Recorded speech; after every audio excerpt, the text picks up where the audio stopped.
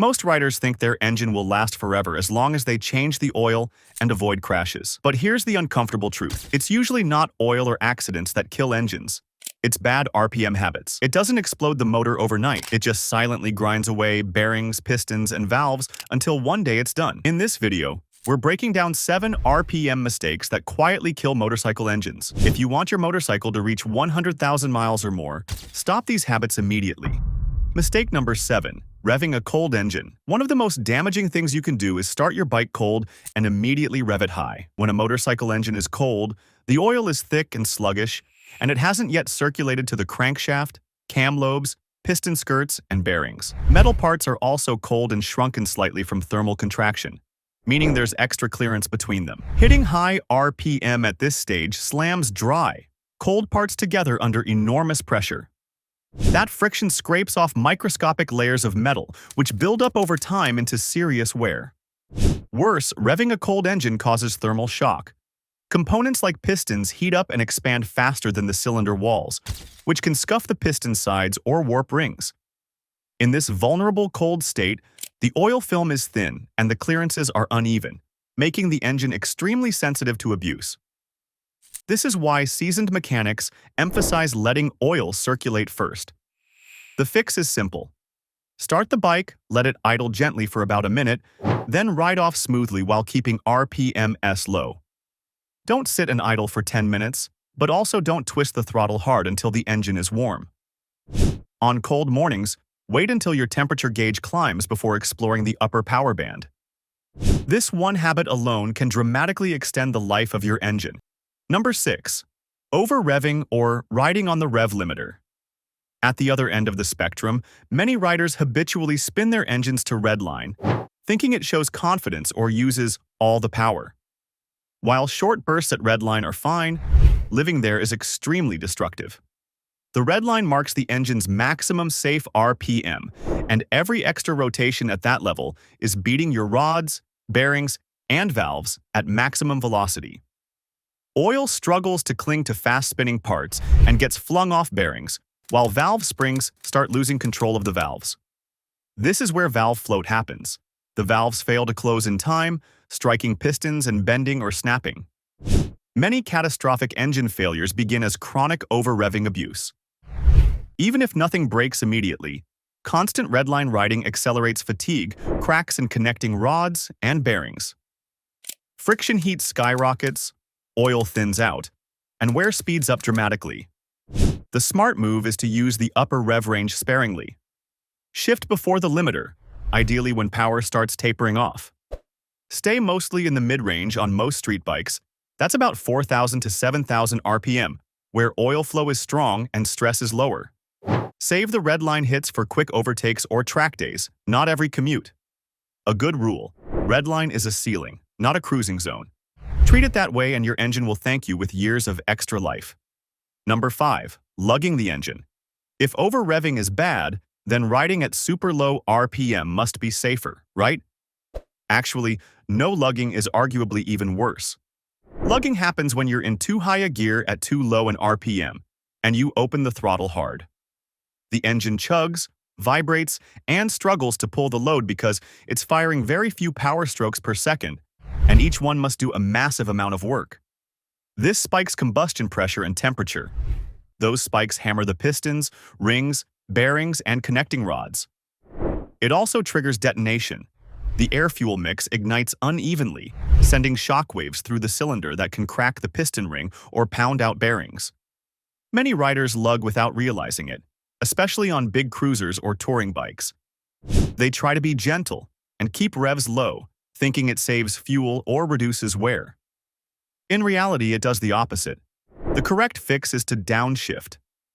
If the bike is sluggish or makes a dull metallic knocking when you twist the throttle, that's lugging shift down and raise RPM back into the power band, usually above about 3,000 RPM on most bikes. Cruising in a slightly lower gear keeps the oil pump spinning faster and spreads the load over more combustion events, reducing stress. Don't baby the engine in too tall a gear, keep it spinning freely rather than straining. It will actually run cooler and last far longer. Most riders overpay or miss hidden issues when buying a motorcycle. Our Pro Edition Survival Blueprint shows you how to inspect like a mechanic, avoid costly breakdowns, and negotiate so you never pay more than market value. Link is in the pinned comment. Number 4. Shifting at the wrong RPM. Closely related to lugging and over-revving is simply shifting at the wrong time. Many riders constantly ride in the wrong gear, forcing their engines into unhealthy RPM ranges. Shifting too early drops the RPM so low the engine struggles, while shifting too late keeps it screaming near redline unnecessarily. These habits pound on the crank, clutch, and transmission. Early upshifts at very low RPM also starve the bearings of oil pressure, while late upshifts hammer the drivetrain with high torque spikes. The fix is to learn your bike's sweet spot and keep it there. As a general rule, upshift when the engine is near the top of its power band, but well before the limiter, and downshift whenever it begins to bog. Always match revs. When downshifting, give a quick, controlled throttle blip so the lower gear's engine speed matches the road speed. This prevents the rear tire from hopping or the engine from overspeeding. Smooth, well-timed shifts keep the engine spinning happily in its mid-range, where wear is lowest and oil pressure is strongest. Instead of treating gears like rungs to climb once and forget, use them dynamically to keep the engine where it wants to be. It'll reward you with smoother power delivery and dramatically less wear. Number 3. Abrupt throttle changes. RPM damage isn't just about how high or low you go, it's also about how suddenly you get there. Snapping the throttle open from idle or slamming it shut at high RPM creates violent torque spikes that shock the crank, clutch, gearbox, and chain.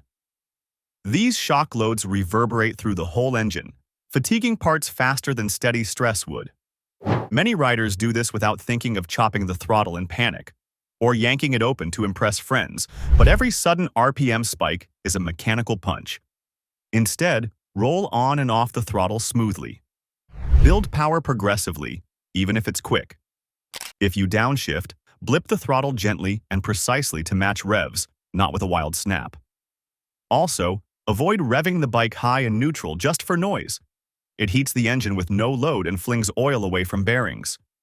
Smooth inputs matter because engines are designed for controlled RPM ramps, not shock loads. Over thousands of cycles, avoiding those spikes massively reduces internal stress. Throttle discipline isn't just about controlling its engine preservation. Number 2. Living at the extreme ends of the talk. Some riders cruise everywhere at 2000 RPM in top gear, thinking it's easier on the engine. Others spend every ride near the redline, convinced it's keeping it clean. Both are wrong. Constant extremes are a silent engine killer. Running very low RPM all the time means the oil pump spins slowly. Oil pressure can sag, and vibration increases. It also promotes carbon buildup because combustion is cooler and less complete. Running very high RPM constantly does the opposite. Friction, heat, and stress go through the roof. Oil thins out, fuel washes down cylinder walls, and bearings fatigue far faster. Engines last longest in their mid-range RPM, about 60 to 75% of redline on most bikes. That's where the oil system works best. Parts are fully lubricated, and each combustion stroke carries less stress. Cruise in that zone most of the time, and occasionally vary your RPM to sweep carbon away and keep rings from sticking. Don't lock it at one extreme. Balance is the key to a long life.